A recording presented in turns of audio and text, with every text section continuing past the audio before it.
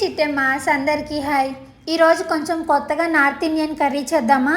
మేము హాస్టల్లో ఉన్నప్పుడైతే every Saturday rajma curry and jeera rice పెట్టేవాళ్ళు. ఎందుకో ఈరోజు హాస్టల్ గుర్తొచ్చింది.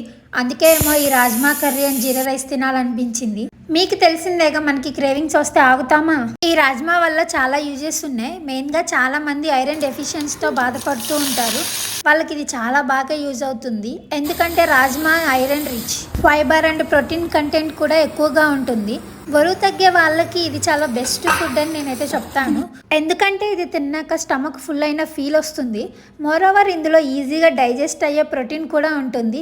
ఇలా చాలా బెనిఫిట్స్ ఉన్నాయి ఈ రాజ్మా వల్ల. మేమైతే అంత పెద్ద చెఫ్లం కాదు, మాకు వచ్చినట్టు మా హాస్టల్లో రాజ్మా కర్రీ చేసాము. మీకు నచ్చితే ఇలా ట్రై చేయండి. కర్రీ అయితే చాలా బాగా వచ్చింది. ఇంకా ముందు చెప్పినట్లుగానే ఇందులో కాంబినేషన్ జీరా రైస్ చేసుకున్నాము అంతే. ఇంకా please don't forget to subscribe to my channel.